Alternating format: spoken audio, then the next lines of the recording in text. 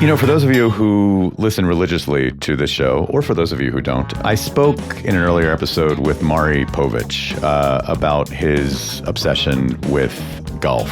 Everything comes out in a game of golf. And I always say, if I want to meet somebody, I'll bring them on the golf course. And we talked about his relationship with his wife, Connie Chung, and they had actually done an episode of Maury's podcast together. I found it really touching. It was sweet. It was risky because when you're interviewing your spouse, you have no idea what the hell is about to happen. Like, you know, there you are behind microphones. What are you going to ask? What are they going to ask you? Of course, this is not as fun for me as it is for David because you're in the power position. You can take over at any point. Right. And so I decided just to lean into this risk and interview my own wife. I am married to Rose Previte. She is an incredibly inspiring restaurateur, just a creative artist in the restaurant space. She loves bringing people together around a table. She loves taking old buildings and turning them into magical gathering spaces. I'm just in awe of her. I married way up, as you are about to find out very clearly for yourself. I took the plunge and interviewed my own wife, and here's that conversation. Rose Previte, in our 18 years of marriage, have I ever interviewed you? Is this a first? It's not quite 18 years to be exact. But no, you have not. We have only been on microphones together one time. Yeah. And we were being interviewed, so it doesn't count. Okay. This is the first time I'm interviewing you. Mm-hmm. That anyone else can hear. This is fun. Yeah. Mm-hmm. This is fun. Because you often do make fun of me and say that I'm interviewing you in our conversations about, you know. You can when you want information from me that I'm not willing to give you. And then you go into like David, the interviewer, who knows how to ask really good questions and get answers out of people they don't want to give you. Yeah. You have trained that on me a few times, yes. Yeah. And you love it. Nope. Well, for purposes of introduction, I make a show about obsession, and I probably should not make a show about obsession without at some point having my wife on the show. I don't know why. I don't think I'm really obsessed with that much. Well, I was saying more like because you should be my obsession in life. Oh, no, I don't want to be your obsession. That would be unhealthy. I mean, in the right kind of way, it would be healthy. In what kind of way? You want to obsess about your love for your partner. I don't know. I don't know if you do. I've always seen that get weird. So I think we're okay. Okay. I mean, I think you're like a little obsessed with me, but like in a healthy way, not in a moderate obsession. Not in a weird way. Okay. Yeah. Well, I should probably tell the world who you are. Like, you're not just my moderate obsession and my wife. And, wouldn't that be a twist? Oh, you mean who I am as in like what I do? You're my favorite travel partner. You're my muse. Yeah.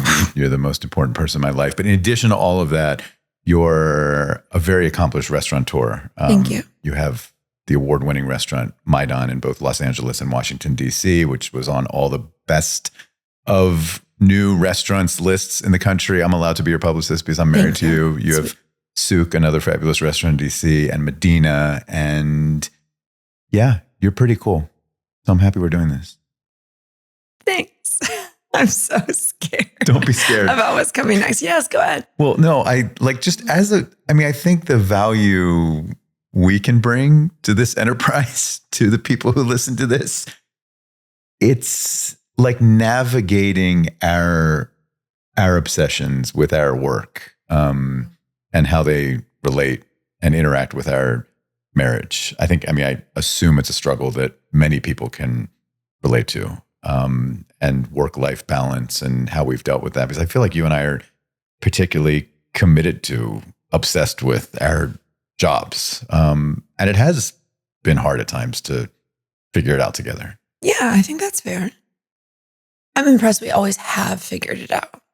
Should we have a therapist? Should we have our therapist on? Should we have called them? Should we call them in? Therapists? Yeah, should we call them in for this session? We should have all of the therapists from over thought ahead, because that's also half the reason we're still here. It is, yeah. And we should talk about that. Well, let's start with your job, because I think, and you tell me where I have this right and wrong, like that your obsession when it comes to being a restaurateur and in that industry is you seem obsessed with building spaces.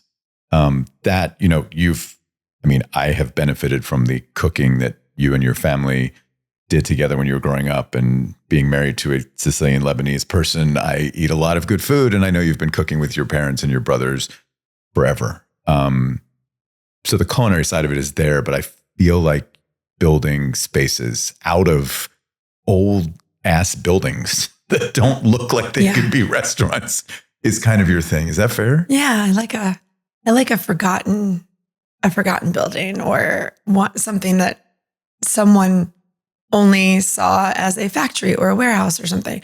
For whatever reason, I see them as restaurants or spaces to bring people together over food and beverage. And this is not something that we mortals see. Like, I mean, when we walked into that townhouse in Washington, D.C., like an old townhouse that was in bad shape. It was in bad shape. It had been a crack house in the 80s. It was a crack house in the 80s. Mm-hmm. There was a coffee shop in there, sort of. There was a closed. coffee shop that was leaving. So yeah, we saw it on like the end of its time. But you took me in there. There were wires hanging out of the walls. No, it was in bad shape. Yeah, it hadn't been touched up much. It's at the time was like 140 years old. Had been built in like 1887. Fun fact, the building permit was dated on my birthday in 1887, which is how I knew it was my house. And I saw it. I can't explain it. It's like a weird thing where you just kind of like connect with the building in a like spiritual way. And I could envision what I wanted in that space. And then it's kind of just like, I become obsessed with like finding the people to help me create it. Cause I do know that I can't do it by myself. I see the thing, but I can't like put in the HVAC. I can't even, I can't paint the walls, but like, I do know what color they're supposed to be and, where all the things are supposed to go. But I do know it takes a village to build these buildings. But I love the gathering of the humans in every aspect, like gathering the people to build it and then gathering the people to come support it. And why the old kind of collapsing spaces? I mean, you've done that old townhouse where you felt like it was home. We lived above your restaurant for in the 3 apartment years, above. upstairs. Yeah, which was insane. I thought it was going to be romantic to live above the store. Kind of like my grandfather had lived above his grocery store. And it was like his, our immigrant success story was this New Jersey Italian grocery store. He lived above it. I used to spend my summers there and I thought it was great. Are you suggesting I didn't feel that romance? Like it was I don't think you did. No, I did. mean, it was you were gone a lot. You were working a lot. We're going to get to that. You were hosting Morning Edition at the time. So you had a crazy schedule. You were getting up in the middle of the night. Like when I was going to bed, because I had just closed down, you were going to work like at 3 a.m, which was a very crazy time. I don't think a lot of people would have signed up for that, but we did it. I think it would have been easier as like a single person to live above the restaurant, but I love old building. Like I have no connection to new construction. I feel that like, all my woo woo, but I do think like energy comes in these old spaces of the people that have lived there. It being built in a more old-fashioned way, less by machines, more by people's hands. So there's like a transference of energy that I think carries over the years. And I felt something when I walked in that building. I've always felt something when I walked into all of my current buildings. And I think what's cool is that as the people show up, they feel something too. They don't know what it is. Not everyone has these words like energy, blah, blah, blah. But I don't have a better way of it describing it actually. But you put so much, like you become obsessive when you're building these places. I mean, yes, I put my soul into it. Yeah. There's no doubt about it. Like it is not just a business transaction. These projects are very personal for me. I think I've done better after the first one, after Compass Rose in 2014. I think I've grown and been able to separate myself a little bit more. But the first one I did lose myself in like 100%. But I mean, you insert your soul, occasionally you insert my soul into this enterprise. I mean, I'm thinking about Medina, your cocktail bar in Washington, D.C. Oh, yes. Yeah. We were living in Los Angeles at the time, even as you were 2021, 2020. Well, 22, 23. Right. And we woke up one day in LA as you were building this space, Medina in Washington, D.C. And as if I had nothing else going on a Saturday, which I might not have, but you were like, we need to go to the fabric district in LA? I mean, I think they call it that officially, but it is where you just go buy raw fabric that's not been made into anything yet. Yes. Right. And like, I had no idea why you wanted to go to the fabric district. No, but you went along with it and I appreciate that. I did. And then take me through the day. We visited like 15 or 16 different, mostly like Persian owned. Well, our favorite one ended up being a like 40-year-old business with this older gentleman who happened to be Persian. And he bought all the fabric at like estate sales. So there was a limited amount of all of it. And what I like is like the lack of symmetry and sameness. So I like to put a bunch of mixed match things together. So he was the perfect store for me, because the other stores you would buy like 100 yards of the same thing. Right. And in fact, I think at one point after a couple hours of collecting fabric from all the stores and then finding our favorite guy, I think at some point when he told me how many yards he had, I don't think in yards. So I just kept like being like, oh, maybe we need a few more yards. Yeah. And at some point you did stop me and say, Rose, what he's saying is that you have bought as much fabric as 3 football fields. Like you could lay it down and it would cross 3 football fields. Does that make sense? And that was the imagery I needed. Mm-hmm. So we were done. Yeah. Yeah, we were done shopping. That was enough. Yeah, but we weren't actually done, because you then, I think, let it out that this fabric needed to be in Washington, D.C. to stay on timeline within like 24 the hours. next 24 hours. Yeah. Right. And you were flying to D.C. And so I being the problem solver I am, the producer, I was like, clearly we're going to go to UPS. We're going to deliver like 9 large rolls of fabric, which did not fit in our Jeep. They were sticking out the back of our Jeep on the freeway here in LA. And we went to UPS and I thought that we had solved this problem. They said that they would send these 9 rolls of fabric for like $1,500 overnight to Washington, D.C. It was like $200 a ream or something. It was insane. And that would have been taken care of. It would have been more than the fabric. Did not accept this proposal. No, I don't. And I think also that's like, I think half of my success of being an entrepreneur, and most entrepreneurs' success, is based on the fact that they don't take no for an answer.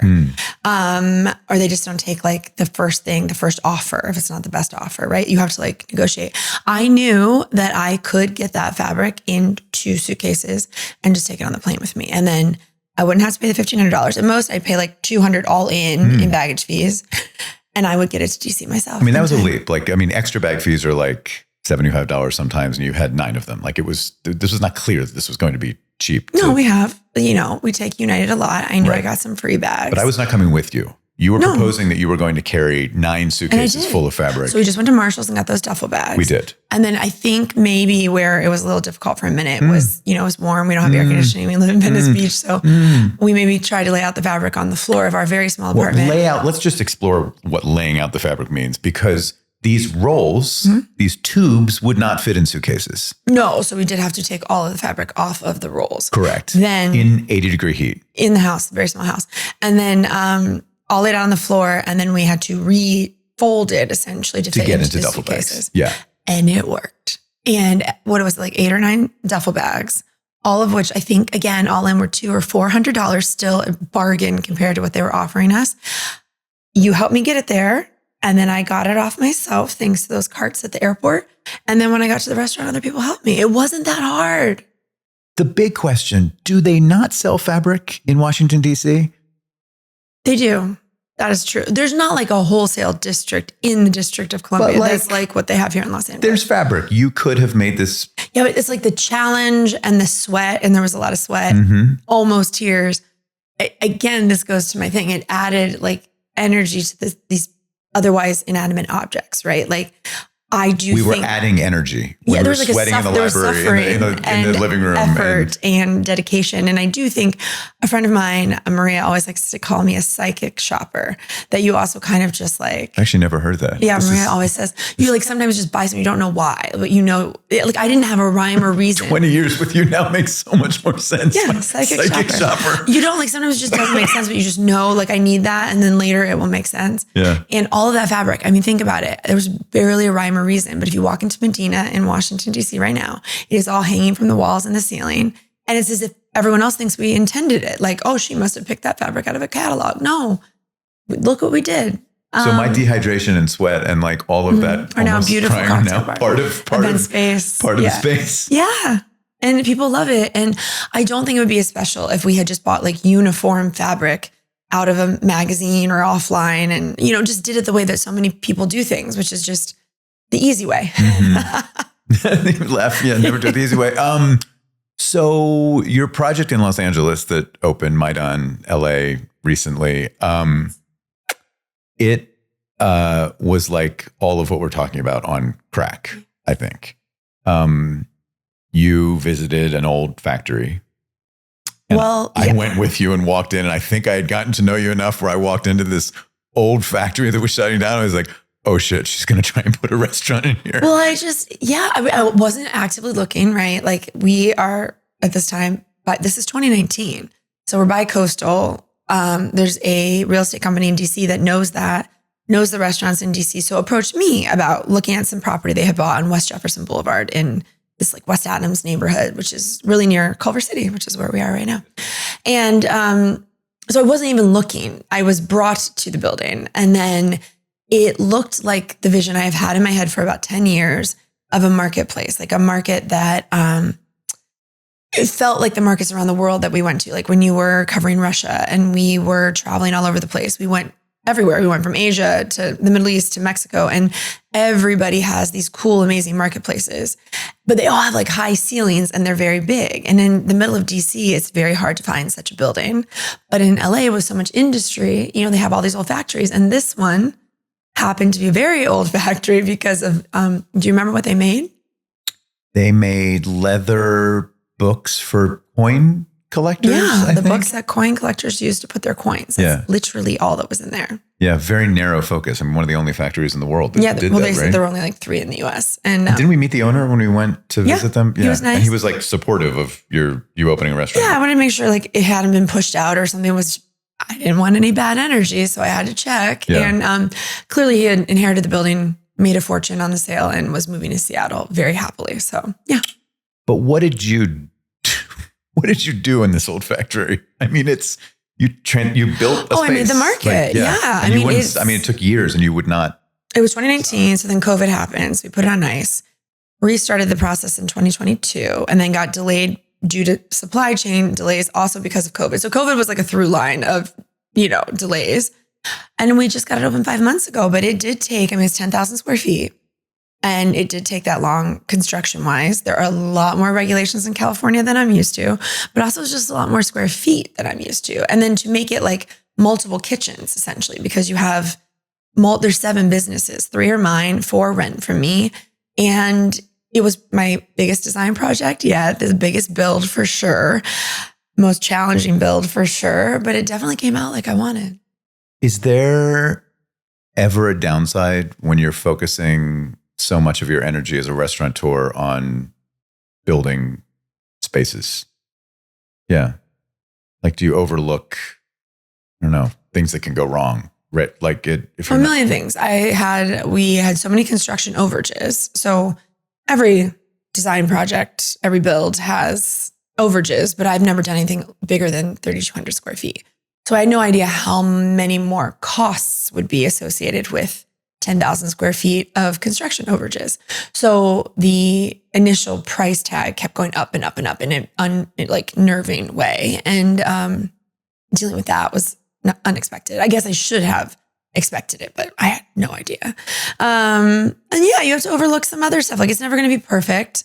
We opened without every little thing done just for the sake of time and money. We're like, let's just get it open and we'll tile that hallway later or something. And like those imperfections kind of drive me crazy, but we'll get to them eventually. On my 5th project, I know it doesn't have to be perfect the day you open. The first time I didn't know that, but now I'm okay with it. What's your greatest fear about this new space in LA? I have so many. To pick one of the greatest is so hard.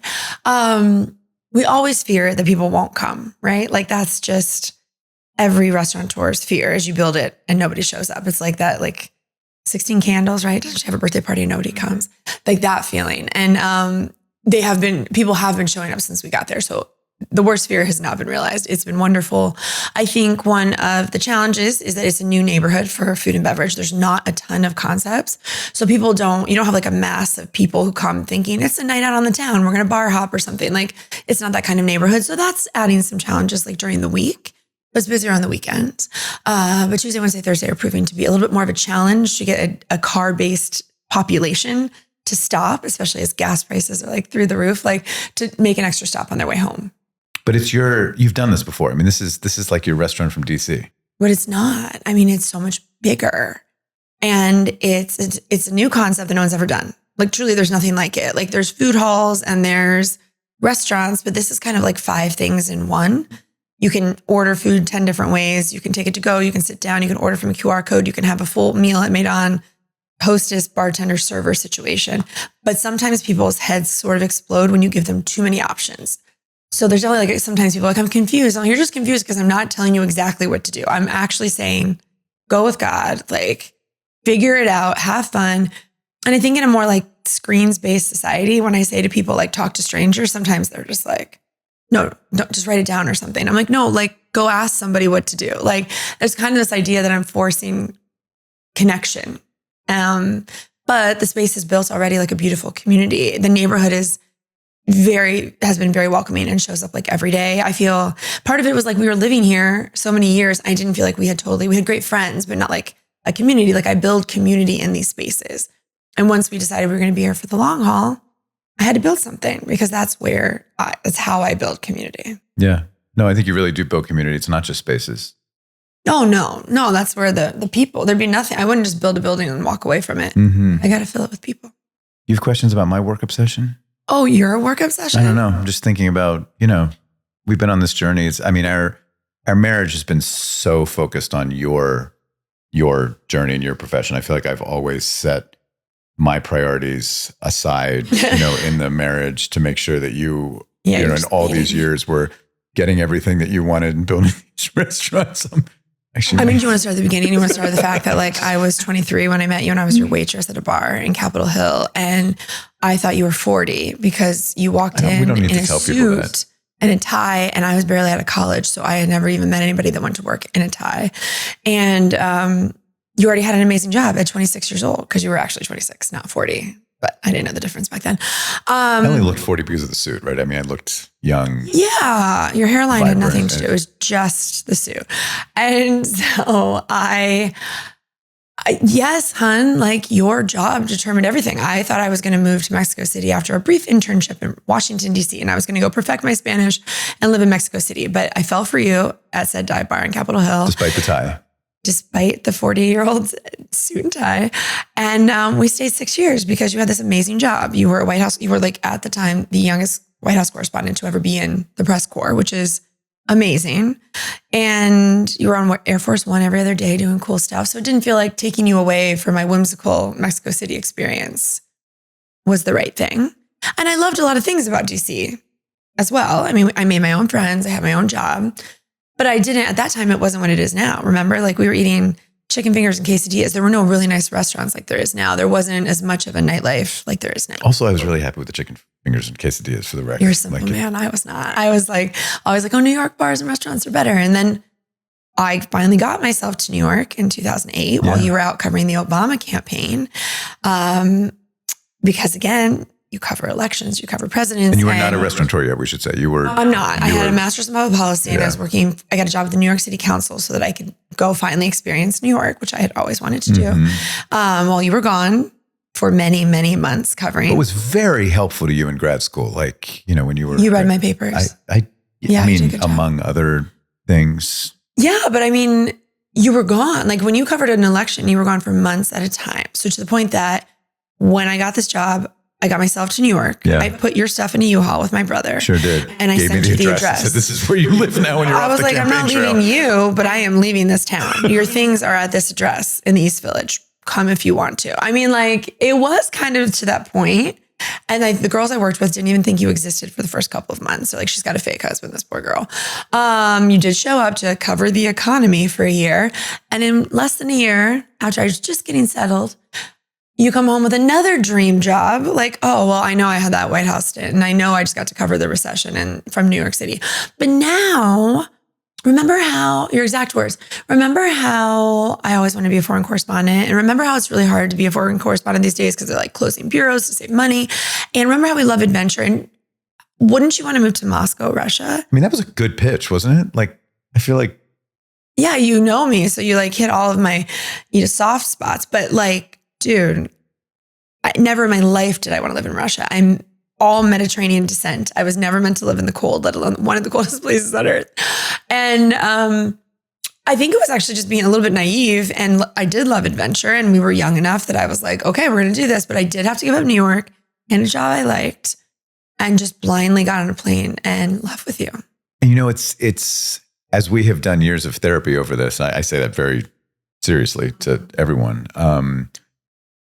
I feel like there are some lessons there in managing your obsession. Like I was obsessed with being a foreign correspondent. You really were. No, I really was. And I think the thing I missed that we've talked about, like with our therapists over the years, is not appreciating how lovingly you were trying to make my obsession a reality. And that's the hard thing that we've talked about. Like I like checked all the boxes. I was like, I had the conversation. Like I said, Rose, is this an adventure that we should take together? Is it okay with you? I wouldn't want to do this if it wasn't okay with you. And you were like, yes. But like the yes meant so much more than yes. Which we know now. Yeah. The yes meant, I know how much you obsess about this. And you litigated for a very long time that like I said a thing and you took me at my word. But in my family and in my cultural background, it isn't so much, it's not that you're lying when you give an answer, but you're always giving the answer you know the audience wants you to give them, because it's in especially Lebanese culture, like it's the way that you are hospitable. Like you tell people yes, like to disappoint them is unhospitable or not nice, right? I also grew up in Ohio, like with some very good Midwestern niceties. And there's you don't want to disappoint anybody. And yeah, I wanted you to read between the lines. I wanted you to say like, I wanted you to say, Rose, this is actually not good for you. I don't really want you to give up living in New York. You've always wanted to do that. I don't really, it's like, to me, the yes was you were going to follow up with like taking control and taking care of me. And then instead, you took me at my word and I was on a plane to Moscow like October 31st. And we landed November 1st and it was snowing.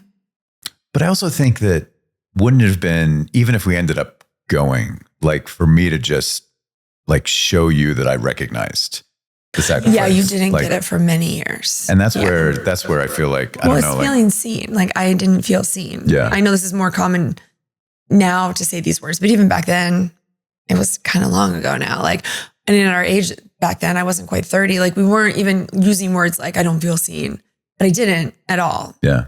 And you didn't see me, I don't think. You were just like this, you are so like, I know what I want and I'm going to go get it.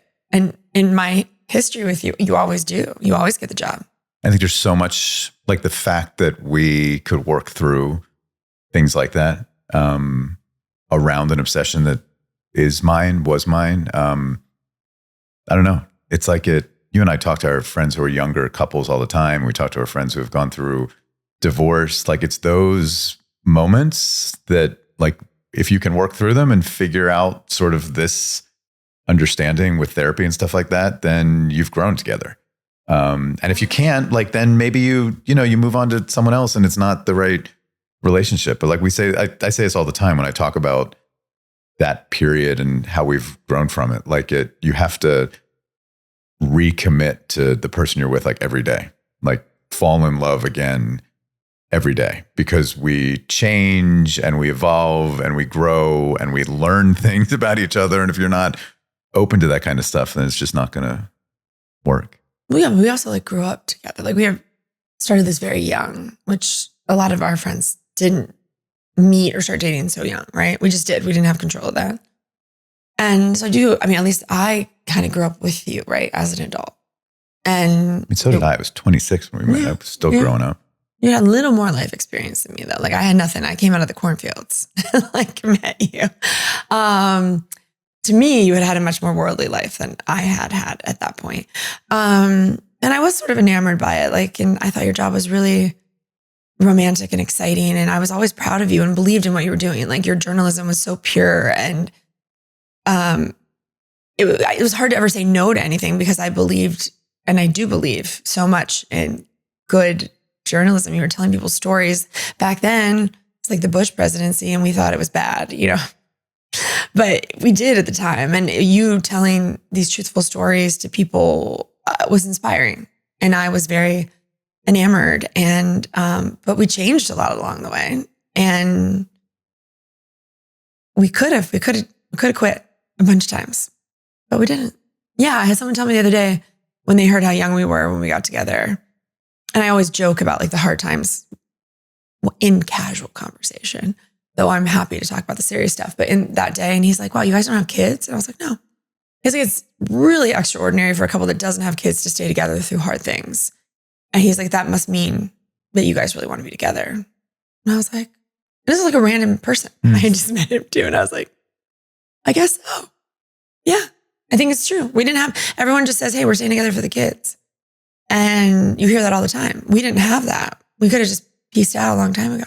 Yeah. And I think the kid decision that we made has allowed us to continue obsessing about the things in our careers that we love. Yeah, but that was also, we talked about, I mean, that was part of the decision. You were going so hard after your obsessions with your job. At the time we were even talking about it, you had just gotten the morning edition job, another dream job that you had always wanted. And I had just opened Compass Rose. And I really thought I could open a restaurant and then have a baby. Yeah. And then as soon as it was open, I'm like, no, I really like this. Like, I like this a lot. Like I found myself, that might sound cheesy, but I have been following you. Like, let's be honest. Like, I have been making every life choice around your job obsession of the day. Mm-hmm. And you didn't ask me to, you didn't tell me to, you didn't force me to. Without knowing it, I was just going along with it. I was not speaking up for myself. I was not saying what I really wanted. I was not raised to speak up and say what I really wanted. And so you always had such a strong, clear vision and mission. And I was like, okay, well, I'll just follow this super successful, nice guy around. And I lost myself until I found restaurants, until I found Compass Rose. And then once it started, I was addicted. I was obsessed. I did not want to give up what I had built. I loved it. I loved having people in every day. I loved being the boss. I mean, no one loves being the boss every day, but I loved being in charge. I loved creating, and I loved the people, the connections I was making. And I knew I'd have to give it up if we had a kid, and I was not about to give it up. No, it's fun. I don't know if you've gotten this as we've been hanging out with friends who do have kids. Like after we made the decision, there was a phase where I feel like I would see the joy of our friends having kids. And I didn't regret our decision, but it was more curiosity. Like, are you and I missing something that we should have experienced? But I don't know, like now I'm in a phase where I feel like we have so many friends with kids who are saying to us like, oh my God, you guys, like seeing what you're both doing, and Rose, you building these restaurants and charging hard, part of me wishes that we didn't have kids. I'm like, don't really want to, that's up to you. I think all of our friends are happy. I mean, I don't know though. I mean, there's like a lot of people now speaking up a little bit more loudly about like, I love my kid, but I don't love being a mom, or I don't love being a dad. But I'm also gonna be very honest. Like, I know how you are when you're obsessed. And part of the reason I knew I'd have to give up the restaurant was because you were not going to give up your job. And I watched my family do that, where my mom had babies and took care of all of us and gave up everything so that my dad could do whatever he wanted. And I was not about to do that either. I mean, I would have given up some. We would have, but you don't think so? You're not convinced? No, absolutely not. Okay. When you do something, you do it all the way. At that time, you had a very big job and you were doing it 150%. And I knew I was going to have to be the one. Well, I feel like you identified this when I left the kind of full-time job at NPR. Russia invaded Ukraine not long after. Sure did. And I just went.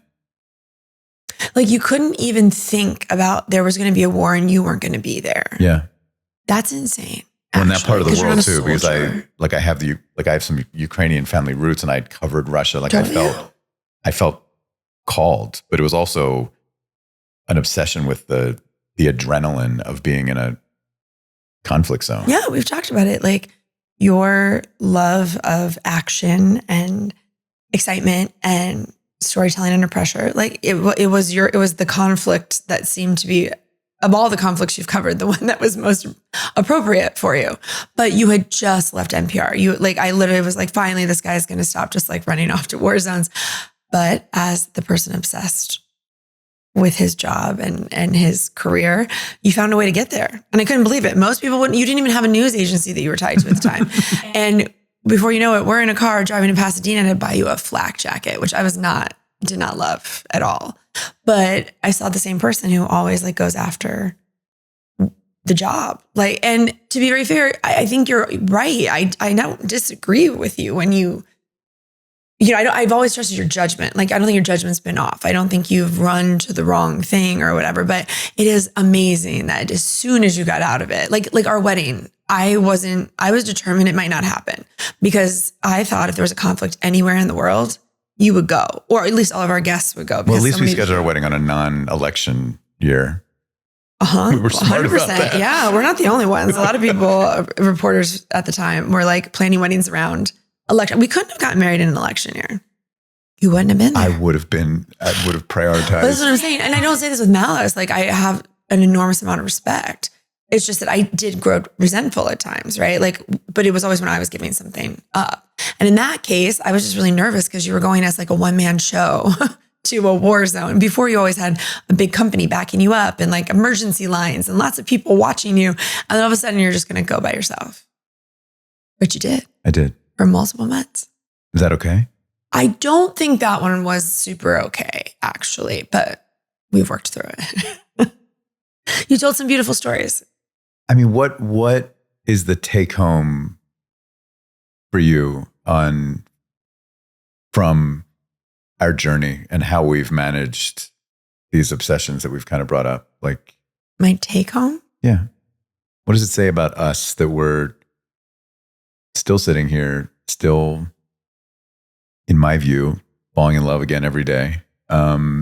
We've worked through some hard shit. Like, yeah, vulnerability is not my strong suit, but we're working on it. Called a therapist again. No, I think you're my person. Like, I mean, we are partners in this life. And I can't imagine it, without you. But I also think it's like, we have a rare set of, things we love in life that even transcend like, normal affections and like, we're like compatibilities. We have all that. But in addition, I think we have a drive and a love for what we do and mutual respect for what the other does to make space for it. And we know that comes with sacrifice. And I think we're good at making sacrifices for each other, which a lot of people aren't. I agree. Oh, great. Would we get more downloads if we got in a big fight or something? Oh, interesting. Do you want to fight? Kind of. No, but I do want to finish off with some more fun obsessions. Okay. We have some of those. Yeah. Yours are embarrassing. I don't know if they're fun. Is that what we're going to talk about? I mean, I had a few I wanted to ask you about, but I mean, would you like to start? Your soul cycle obsession that I think your listeners probably already know about. Maybe. You had to have said that by now, right? I think so. I've done like 1,800 soul cycle classes. David, you could have put like 10 children through college with the money that you've spent on soul cycle. We didn't have kids, so I can sell a lot of soul cycle. It's wild. Yeah. You started in 2016. It is the year 2026. Yeah. That is how long There's something in that spinning studio that you're an OG, man. I love my instructors. I love the feeling of community. I love the exercise. I love the music. Right, and there's a lot of hot girls in tight clothes. But it's not cool. about if that. That's what you need. It's really totally about. fine. It's about that feeling of community and sweat. Okay. Yeah. I just try to tell myself, how much is a heart? His heart is healthier because of this. Yeah. That's priceless. And that too. Yes, so I try not to think about the thousands of dollars you've spent there. Yeah, please, somebody send him a t-shirt. Yes. I want to bring up. Well, let me ask you. Let's see if we come to the same conclusion. What is your weirdest obsession when it comes to eating? Oh, eating. I know what you think I'm going to say. What do I think you're going to say? I think I'm deeply obsessed with popcorn. Yeah, that is what was on my mind. I've actually said it on this show before, another episode. Oh yeah. Yeah. I remember that. Tig Notaro, the great comedian, she shares your obsession with I don't know what to say. Half popped popcorn. Half popped popcorn. It is so weird. So better than the fluffy white part is what's left over that only gets half popped. That's where all the flavor is. And I will embarrassingly dig through in the movie theater a lot of popcorn to get to the bottom. Like there was noisily, that time, like people will hear, it's not just a general scoop to get a little popcorn.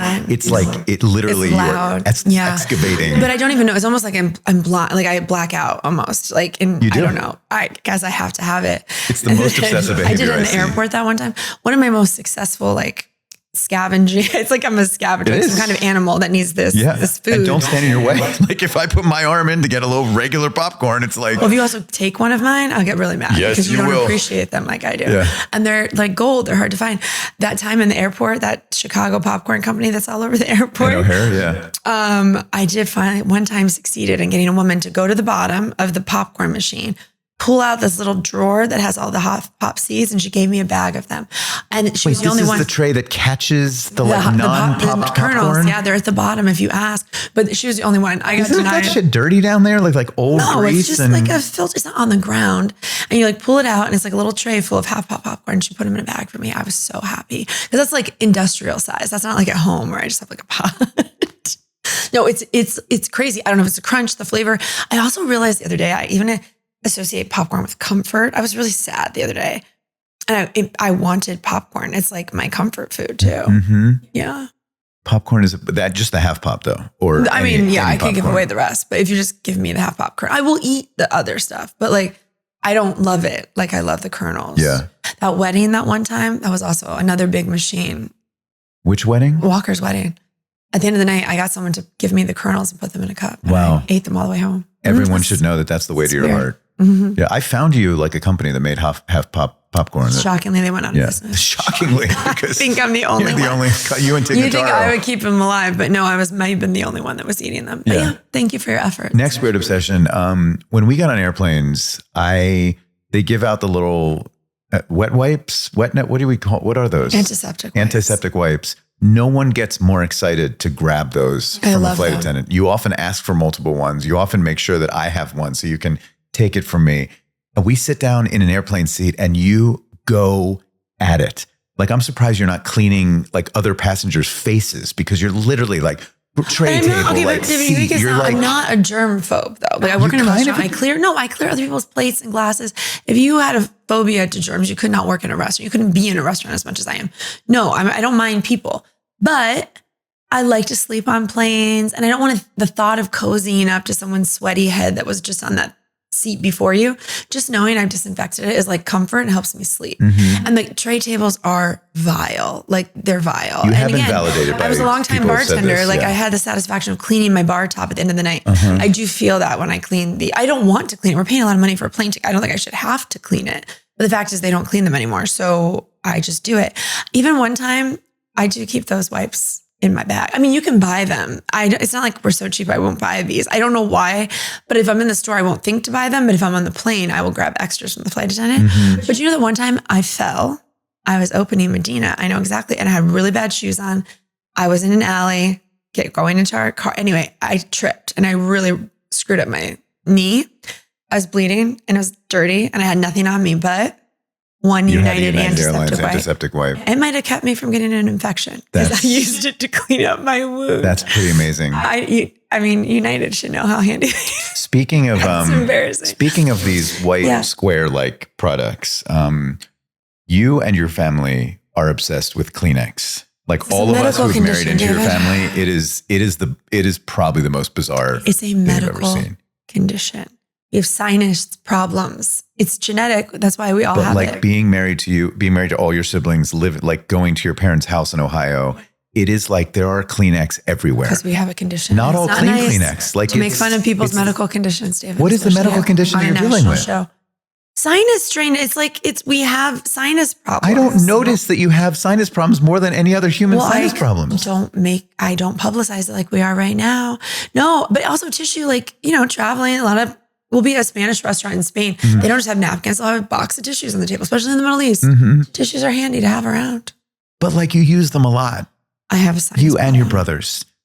I wake up in the morning and I find piles of tissues in our beds. That's just gross. Okay, no, you don't. No, I do not do that. It's not. That is disgusting. It is actually, it's very strange. Okay, moving on.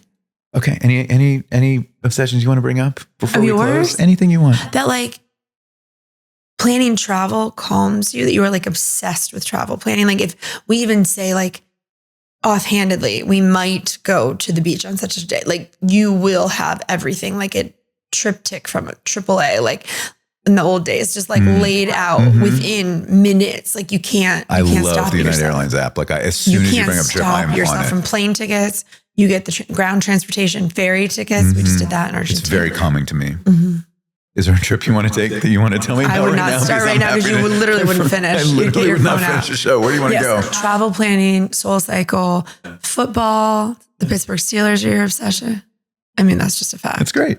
These are all great. These are just the top of mind ones. Way less weird than unpopped popcorn. No.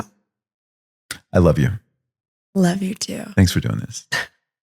Thanks for having me. I hope this was fun for you. Very. Thank you. Okay.